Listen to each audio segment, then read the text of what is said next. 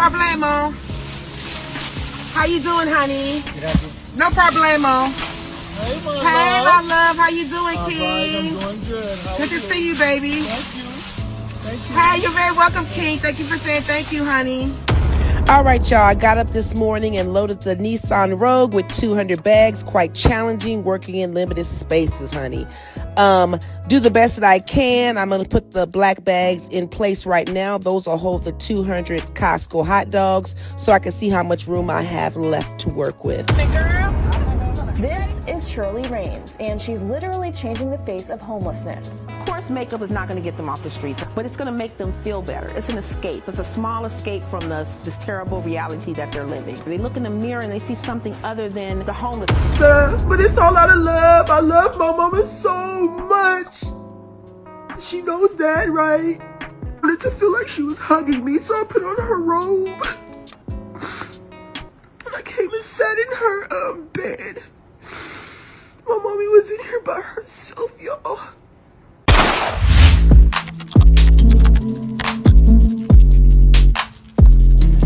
Alright, y'all, now this right here is a very strange and very unfortunate situation we have here, and I want to know what y'all think about this whole thing. News reports and mainstream media will make it seem like it's just a death that was caused by natural causes, but the context clues surrounding everything says otherwise.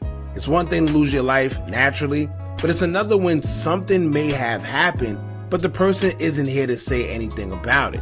Then it's even more crazy when months prior, the victim basically called out their own death and predicted that something may happen to her. That would be the case here for a popular humanitarian from California who gave back to her people and would suddenly pass away out of nowhere. And I don't know about y'all, but it seemed like everyone who chooses to live righteous and make a change within our community seem to lose their life. Meanwhile, the ones that are here causing chaos and confusion get to roam scot-free and do whatever they want. I don't know. But something in this case with a woman by the name of Shirley Raines doesn't make sense. Now, according to reports, Shirley gave back to the people on Skid Row, and not just a little give back. She would take it upon herself at the time of her day to provide food, sweets, haircuts, and makeovers, juice and soda to them, and not ask for anything in return. She wasn't employed by anybody. She wasn't backed by no big sponsors or anything. She was just fueled by the kindness of her heart for others to show them that they weren't forgotten and someone still cares for them, upon donations that she would receive from other people around the world that will contribute. Now, before we continue, for y'all that are familiar with Skid Row, Google would describe it as, quote, Skid Row is a roughly 54 square block neighborhood in downtown Los Angeles known for having one of the largest, most concentrated populations of unhoused individuals in the United States, with estimates ranging from 8,000 to over 15,000 people. Historically, it served as a hub for transit laborers in the early 1900s, later evolving into an often criticized containment area for the city's poor, mentally ill, and those struggling with substance abuse.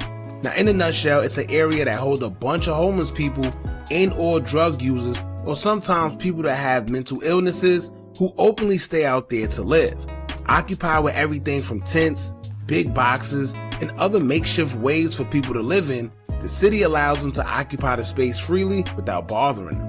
And honestly, I think they don't, solely because they know it wouldn't make any sense. Because if they did bother them, they fear that they will relocate all over other areas within the city that they don't want them to be in.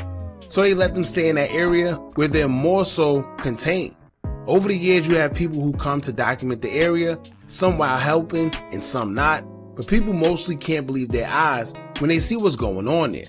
Then you have people such as Shirley, who embraces the area, doing everything in her power to help instead of criticize. We're going to get into who Shirley Raines is, what she meant to the forgotten people in the street, and details leading up to her untimely demise. But before we do, make sure you hit that thumbs up button so we can get this video into the algorithm. And if you're not subscribed to the platform already, make sure you do so now. Let's get into it.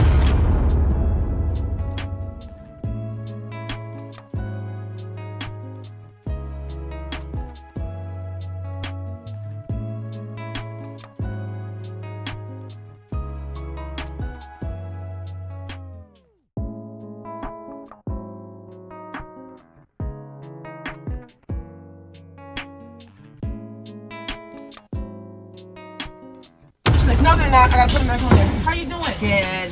Candy? Yes, ma'am. Okay. Chocolate. Okay, let's get you a burger first, okay? You want chicken or beef? Burger, please. Burger? Yes, Okay. ma'am.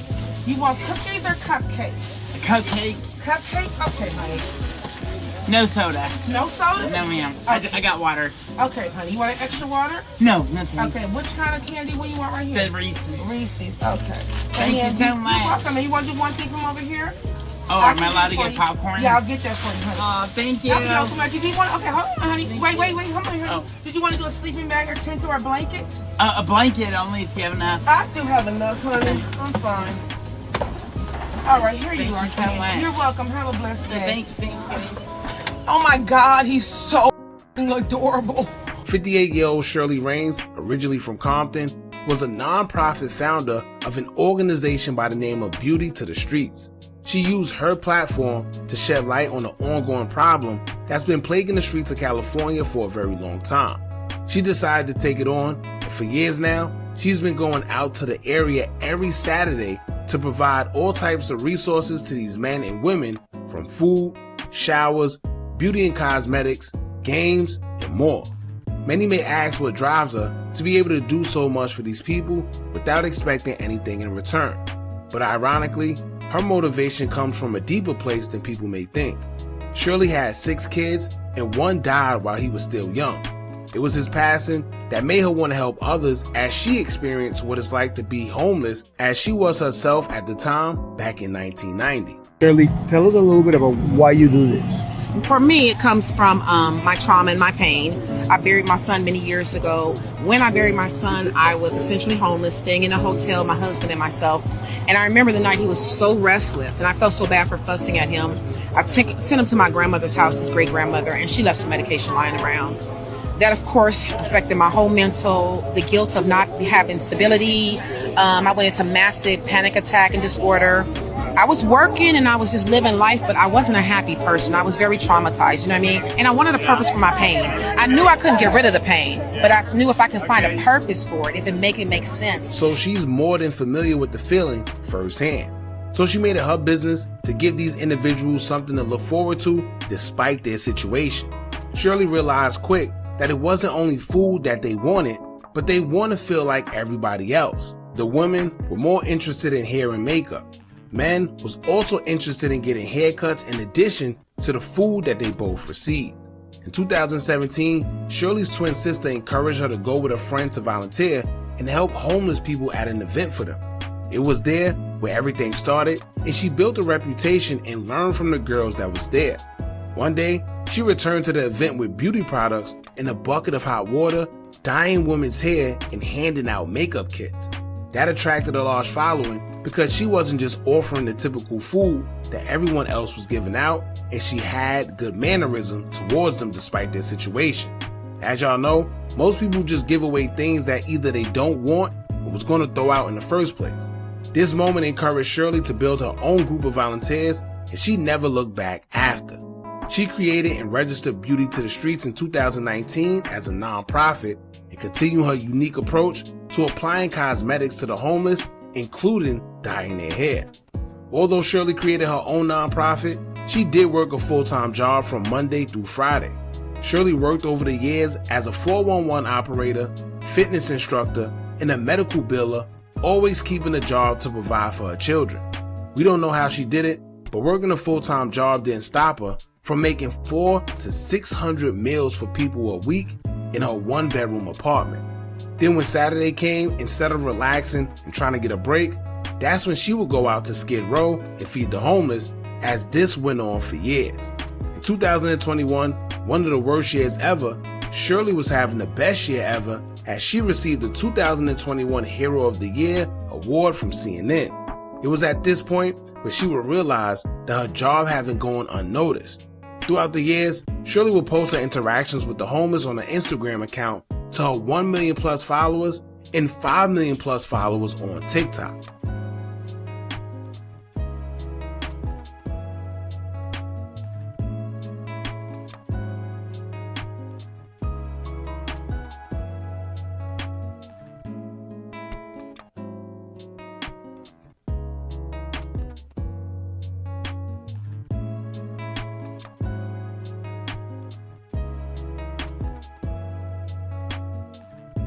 Shirley wasn't only a light to Skid Row, but she would also frequent in areas doing the same in Las Vegas and others, which would lead her to another award, but this time the NAACP Award of 2025.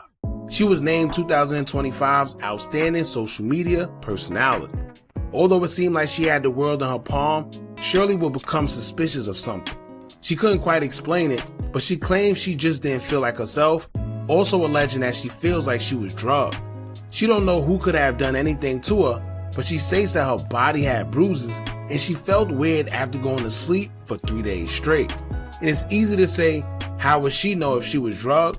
But I think we all know when something ain't right with our bodies, especially sleeping for days on end. Let's get into the video Shirley made not too long ago talking about this situation. Y'all check this out. I need to talk to you about something a little bit serious.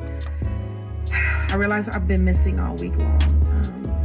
I have no memory of the week. The last thing I remember is hanging the piñata up on last Saturday, at Maryville's. I remember feeling extremely thirsty, and I remember telling Brandy my legs felt weak underneath me. After that, I have no memory of driving. They said I continued to feed. I drove home. I woke up Tuesday. I went to sleep Saturday night. I woke up Tuesday in my house, scared. Bruising all on my arms as if somebody had grabbed me. My memory is completely erased. I still can't remember.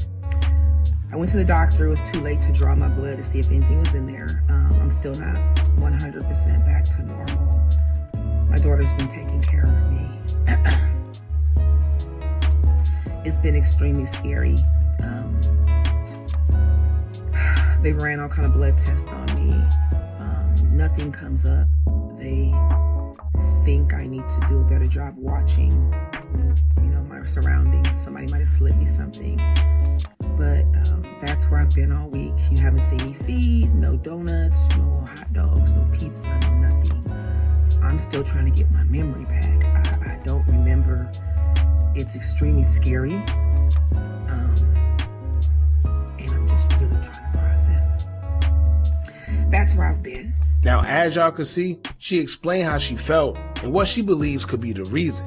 But whatever the reason was, the world wouldn't expect what we would hear next.